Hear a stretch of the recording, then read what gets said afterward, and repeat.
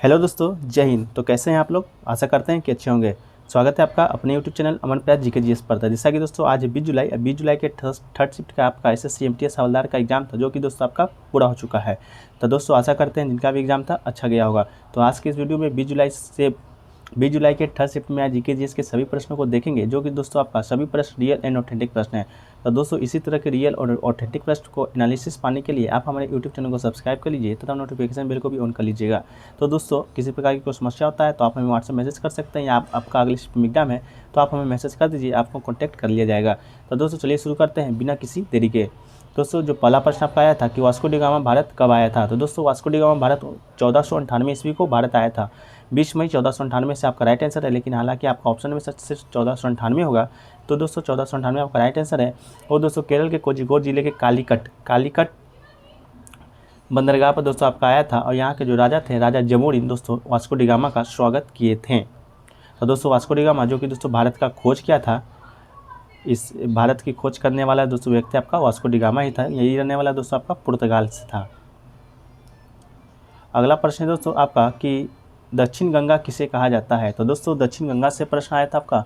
तो गोदावरी नदी को दोस्तों आपका दक्षिण गंगा कहा जाता है।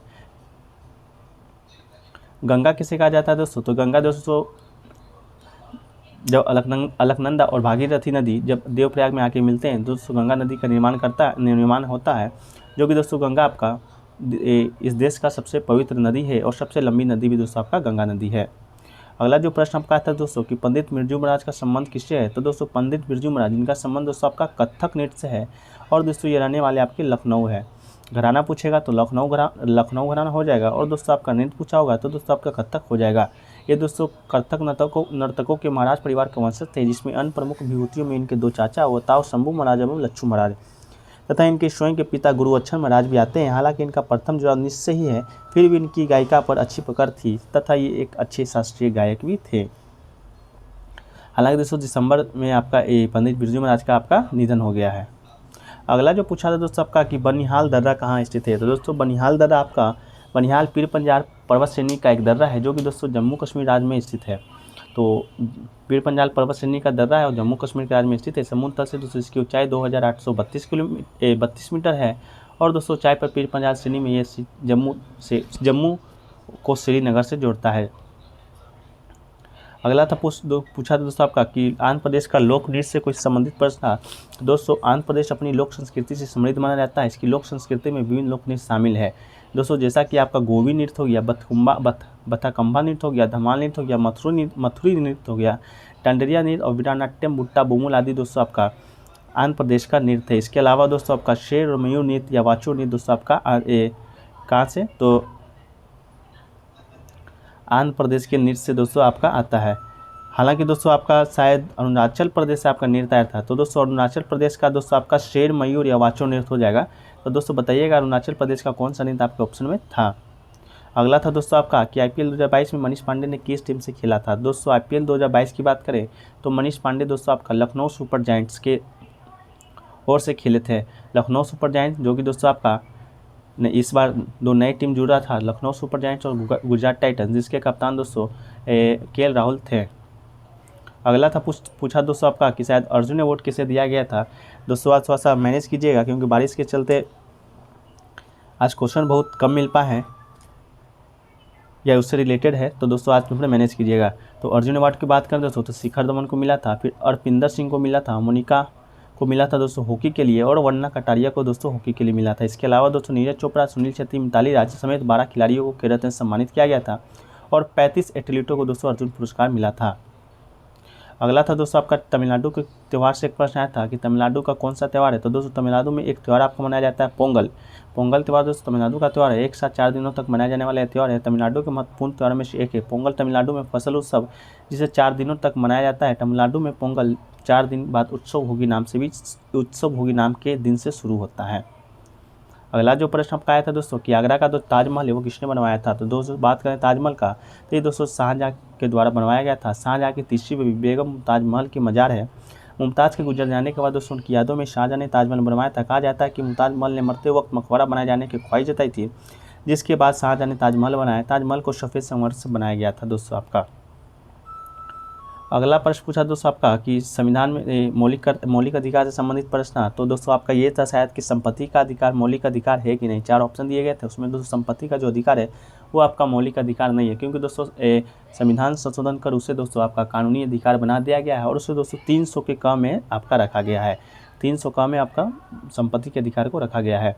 इसके अलावा मौलिक अधिकार को देखें तो दोस्तों मौलिक अधिकार भारत संविधान के भाग 3 अनुच्छेद 12 से 35 तक भारतीय नागरिक को प्रदान किया गया है, जो समान स्थिति में सरकार द्वारा सीमित नहीं किया जा सकता है, जिनकी सुरक्षा दोस्तों आपका सर्वोच्च न्यायालय के द्वारा किया जाता है। अगर किसी भी मौलिक अधिकार का आपका हनन होता है तो आप सीधे सर्वोच्च न्यायालय में जाकर उसको अपील कर सकते हैं।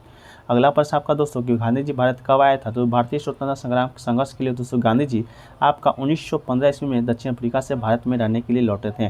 तो दोस्तों 1915 आपका राइट आंसर होगा। 1917 ईस्वी में दोस्तों चंपारण पहला सत्याग्रह किए थे गांधी जी, अपना चंपारण सत्याग्रह के नाम से जाना जाता है, जो कि दोस्तों किसानों के लिए किए थे। और चंपारण सत्याग्रह किस पर आधारित था, तो 3 कठिया पत्ती पर दोस्तों आपका संबंधित था। तो 1915 आपका राइट आंसर होगा। अगला प्रश्न था दोस्तों कि अम्बेडकर अवार्ड 2021 किसे दिया गया था। तो दोस्तों अभिनेता हर्षाली मल्होत्रा को दोस्तों में भारत रत्न अवार्ड अम्बेडकर पुरस्कार 2022 से सम्मानित किया गया था। हर्षाली मल्होत्रा जो कि दोस्तों आपका मुन्नी के नाम से प्रसिद्ध है, जो कि दोस्तों बजरंगी भाईजान में आपका मुन्नी का किरदार निभाई थी। अगला दोस्तों गुलामगिरी किसकी किताब है। तो गुलामगिरी इस भेदभाव की बुनियाद पर चोट करने वाली किताब है दोस्तों, जिसमें 19वीं सदी के महान भारतीय विचारक, समाज सेवी, क्रांतिकारी, समाज सुधारक ज्योतिराव गोविंद राय फुल्ले अर्थात दोस्तों ज्योतिबा फुल्ले जिन्हें कहते हैं, उनके द्वारा दोस्तों गुलामगिरी की रचना की गई थी। अगला था दोस्तों आपका कि तेजस्वी योजना, जो कि दोस्तों जम्मू कश्मीर से रिलेटेड है, किसके द्वारा दोस्तों लाया गया था या आपका उद्घाटन किया गया था। तो बात कर दोस्तों तेजस्वी योजना का, तो ये दोस्तों आपका वित्त मंत्री निर्मला सीतारमण जी के द्वारा जम्मू कश्मीर नई योजना को लाया गया था। इस योजना के तहत दोस्तों आपका 18 से 35 वर्ष की आयु की लड़कियों को अपना व्यवसाय शुरू करने के लिए दोस्तों 5 लाख की वित्तीय सहायता प्रदान करने पर बल दिया गया था। तो जम्मू कश्मीर से आपका तेजस्वी योजना का संबंधित है और इनोग्रेट कौन किया था, तो वित्त मंत्री निर्मला सीतारमण जी ने किया था।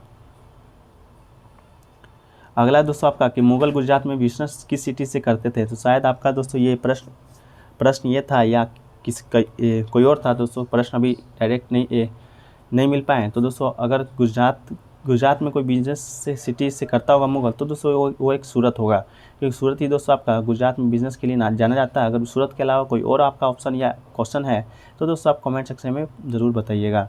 अगला पूछा था दोस्तों कि एस टेबल बॉय के लेखक कौन है। तो एस टेबल बॉय नामक उपन्यास के लेखक दोस्तों विक्रम सेठ हैं, जो 1993 में प्रकाशित हुआ था। 1349 पृष्ठों और 5,91,552 शब्दों में अंग्रेजी भाषा में सिंगल वॉल्यूम में प्रकाशित अब तक की सबसे बड़ी पुस्तकों में से एक है आपका टेबल बॉय, जो कि दोस्तों विक्रम सेठ के द्वारा लिखा गया था। अब बात करें दोस्तों उगादी फेस्टिवल का, तो उगादी फेस्टिवल दोस्तों आंध्र प्रदेश, तेलंगाना और कर्नाटक के लोगों के द्वारा नववर्ष के रूप में मनाया जाता है। दक्षिण भारत के लोग दोस्तों इस पर्व को नई फसल आगमन की खुशी मनाते हैं। यह पर्व चैत्र माह की प्रतिपदा तिथि को मनाया जाता है। हालांकि दोस्तों आपका कर्नाटक राइट आंसर होगा अगर ऑप्शन में होगा तो, नहीं तो देखिएगा आंध्र प्रदेश या तेलंगाना भी आपका हो सकता है। ऐसे कर्नाटक दोस्तों उगादी फेस्टिवल आपका बहुत ही इंपॉर्टेंट त्यौहार है आपके कर्नाटक के लिए। अगला दोस्तों कि 2011 की जनगणना के अनुसार केरल का साक्षरता दर कितना है। तो दोस्तों बात करें केरल का साक्षरता दर, दोस्तों आपको 2011 की जनगणना के अनुसार बहुत सबसे अधिक है भारत में। वहाँ का साक्षरता दर दोस्तों 96.2 है, मतलब कि 100 लोगों में दोस्तों आपका 96 लोग वहाँ के पढ़े लिखे हैं, वो सूची में सबसे ऊपर है। 2011 की जनगणना के अनुसार दोस्तों राज्यों में लगभग 96.11% और दोस्तों महिलाएं 92.07% साक्षर थी। इसके बाद दोस्तों आपका दिल्ली का स्थान आता है, जो कि दोस्तों 98.7% के साथ दूसरे स्थान पर है। वहाँ का पुरुष का साक्षरता दर 90.94 और महिला का दोस्तों 87.33% है। अगला शायद पूछा दोस्तों आपका कि हाइड्रोजन का एटॉमिक नंबर क्या होता है। तो हाइड्रोजन का एटॉमिक नंबर दोस्तों आपका 1 होता है। हाइड्रोजन को H के नाम से H के सिंबल से डिनोट किया जाता है। इसका परमाणु भार 1.008 है।